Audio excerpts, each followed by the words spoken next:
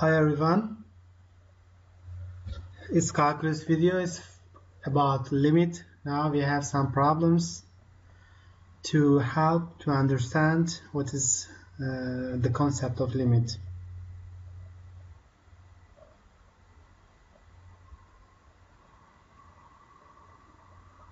To have a limit value for a function, we know that the limit from right and left must be equal to each other. Now let us look at this example. We have three boundary points, minus 2, e and 3. Now, the first question is, when x tends to minus 2, what is the limit of f of x? Okay, from left, we have 1 over x plus 2. From right of minus 2, we have x squared minus 5. So, when, for a, when x tends to minus 2, from left, we have f of x is 1 over x plus 2. So, limit when x tends to minus 2 from left, 1 over x plus 2 is 1 over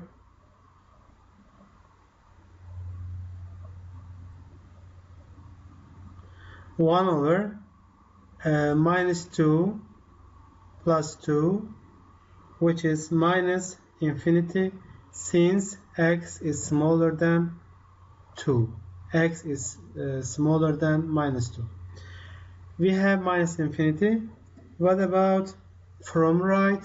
When x tends to minus 2, from right, f of x is x squared minus 5. So, limit of f of x, which is limit of x squared minus 5, when x tends to minus 2 from right, is equal to 3. Since they are not equal to each other, and this limit is not a value, numerical value, the limit of f of x when x tends to minus 2 does not exist. What about b? When x tends to 0, and let us look at the interval of 0 here. As you see, e is a number which is bigger than 2. It is something bigger than 2. And in this interval, we have 0. So, from left and right, we have the same function. When x tends to 0, we have, when x tends to 0 from right, we have x squared minus 5. When x tends to 0 from left, we have again x squared minus 5, which is minus 5. So, the limit of this is minus 5. What about when x tends to, what about the case when x tends to 3? When x tends to 3, we have, of course, two functions. When x tends to 3, from right, we have this. When x tends to 3 from left, we have x squared minus 5. So let us check. Do we have the same answer or not? C. Limit when x tends to 3 from left, we have x squared minus 5, which is 4. When x tends to 3 from right, we have x square root of x plus 13, which is 4. Since they are equal to each other, the limit expression, the limit of f of x when x tends to 3 is 4.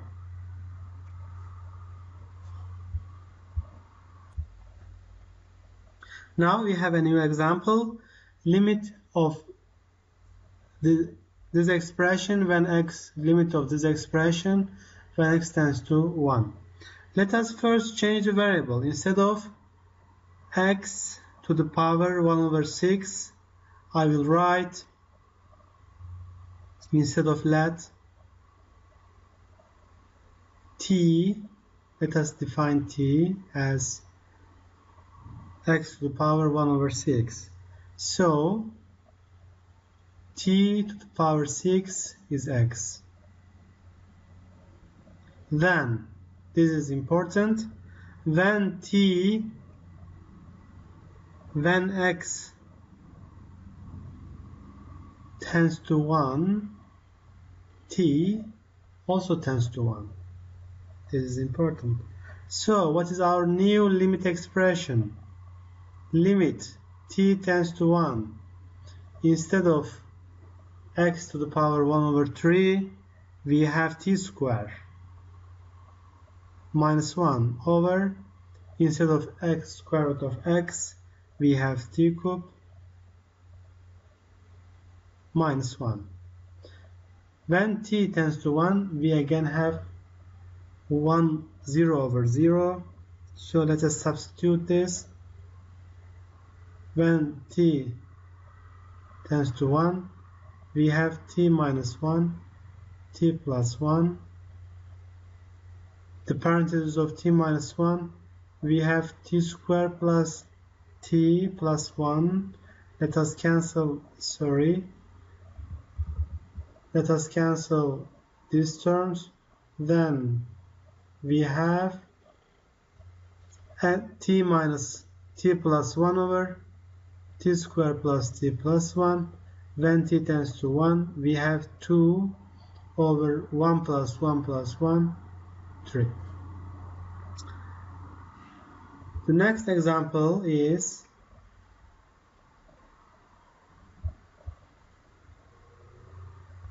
this. Actually, it's not a difficult problem. Let us try to understand. We have an absolute value function. Here we have absolute value of 2x minus 1 minus absolute value of 2x plus 1 over x. When x tends to 0, what is the limit of this expression? Now, let us first choose an interval. For example, since we have 0, since our point x tends to 0, let us choose minus 1 over 2, 1 over 2. Okay. So if we choose this interval, and if in this interval x tends to 0, it implies that 2x, if we substitute this part, minus 1 is smaller than 0. So 2x minus 1 is equal to 2x plus 1 in our problem. It means that 2x minus 1 is a negative value. So using the property of absolute value function, we have this expression. On the other hand, I, which is our limit,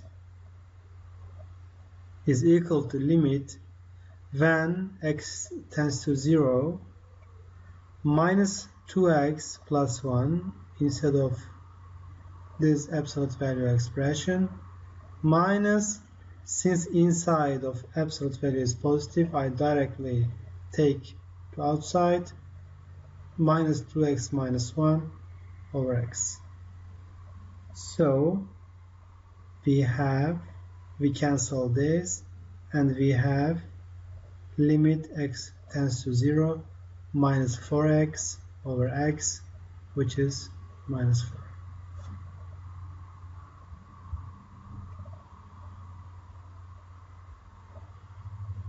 4. Okay, the third example is a complicated example. Let us now solve the problem. Okay, let's start to solve the problem. When x tends to 0, I reorganize the given limit expression. I divide each term by x to the power 4, and I separate this term and I write x over tangent x. And I also subtract and add 1, the term 1, in the limit expression. Then we have limit when x tends to 0 sine x squared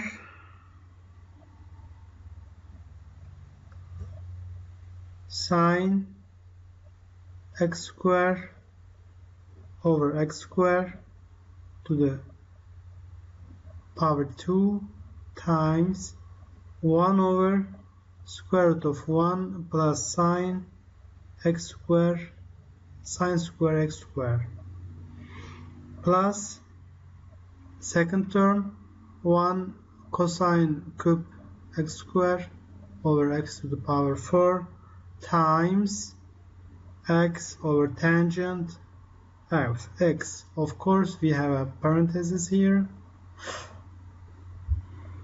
Now, let us look at this term. We know that limit of sine x over x is 1. This is why we have sine x square over x square when x tends to 0. Limit is again 1. Limit of second term when x tends to 0, we have sine 0, which is 0. 1 over 0 is 1. 1 over 1, we have 1 plus 1 here. And finally, second term is 1 over 2. What about last term? When x tends to 0, x over tangent x is 1. Why? Since, let us look at this, x over sine x over cosine x, when x tends to 0, let us substitute this, x times cosine x over sine x. We know that when x tends to 0, x over sine x is 1. When x tends to 0, cosine 0 is 1. So this limit expression is 1. Okay. So what do we have after this step? We have limit of this term. When x tends to 0, cosine 0 is 1. 1 minus 1 is 0. So this is 0. Let us check what do we have. 1 times 1 over 2 times 1, which is 2. Okay. Okay, let's continue with a different kind of limit problem. If limit of f plus g when x tends to a is 2 and limit f minus g when x tends to a is 1, find limit of the multiplication of f and g when x tends to a. Let's start with this limit when x tends to a, f of x. We can write f of x like this. We need a capital parenthesis. Let us write f instead of f of x, f plus g minus f minus g. So if you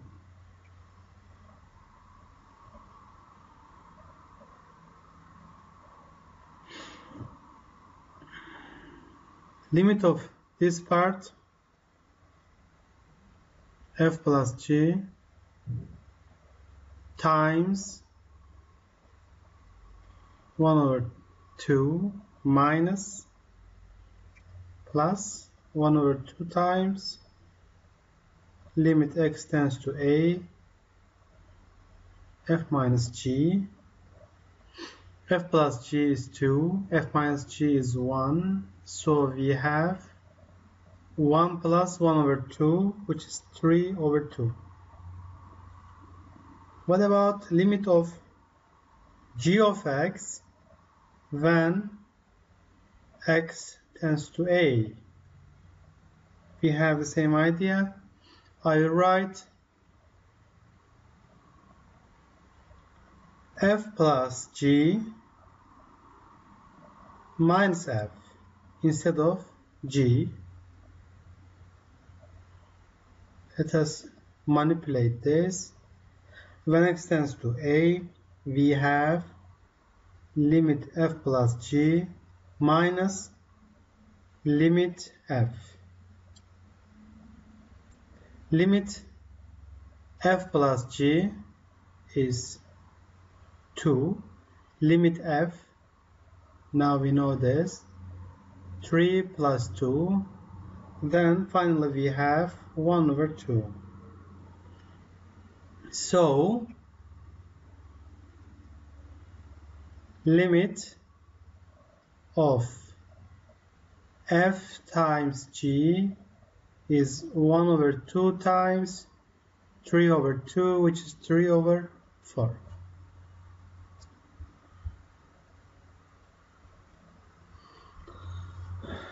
Let us look at the second solution. Okay, let's forget this. Points of discontinuity.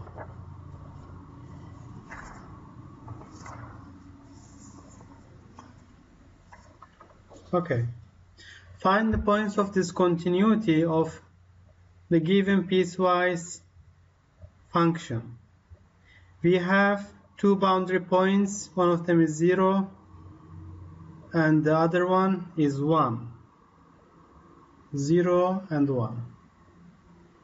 So the important thing in this kind of problems to check the situation of boundary points. Do we have a limit expression for these points or not? At x equals 0, what do we have?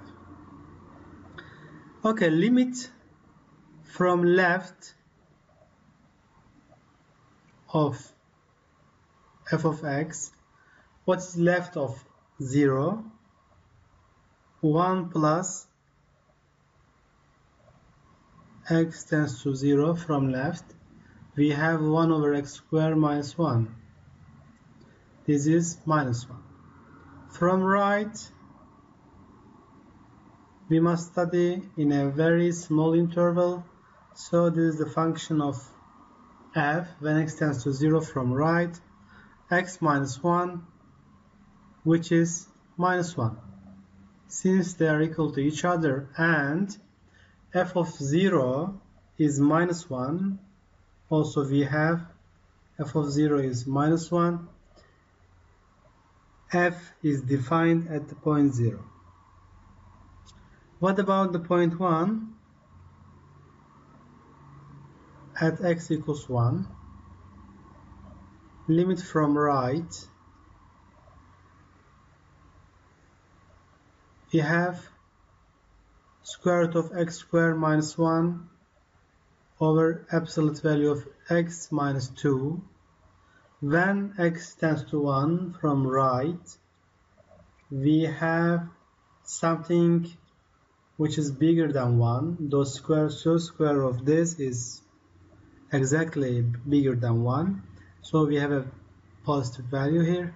Okay, just put the value 1 instead of x. We have 0 over something, which is 0. What about from left?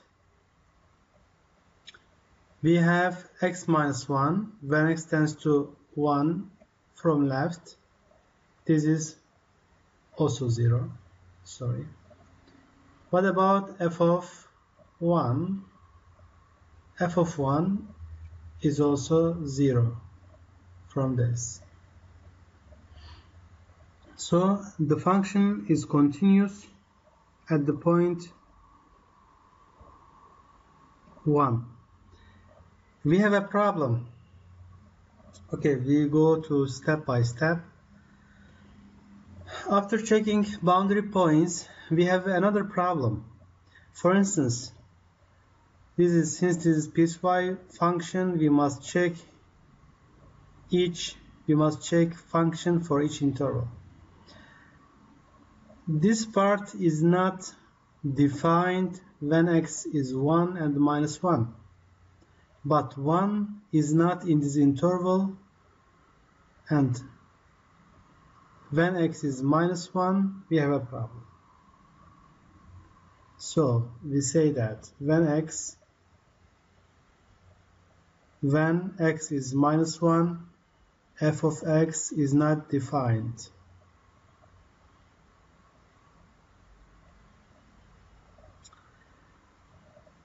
What about this interval? Since it is a polynomial, it is continuous everywhere. This part is not continuous at the point 2 when x equals 2 and 2 is in this interval, so the function is not defined at x equals 2. I think it's a nice example. Okay, let us solve another one. Find points of discontinuity of the given piecewise function. The first aim is to check the boundary points of the function. The function has two boundary points, 0 and e. At x equals 0. Limit when x tends to 0 from left, absolute value of x over x. When x tends to 0 from left, you have a negative values, so absolute value of x is minus x over x is minus 1. Limit when x tends to 0 from right,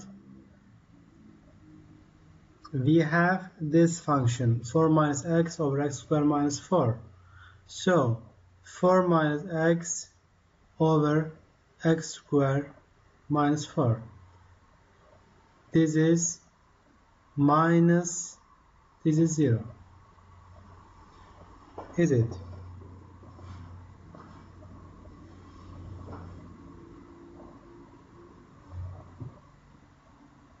This is again minus 1. I'm sorry. When x tends to 0, we have 4 over minus 4. So, what about f of 0? F of 0 is again minus 1. So, the function is continuous at point 0. What about the point e? Limit when x tends to e from left, absolute value of x over x, which is 1.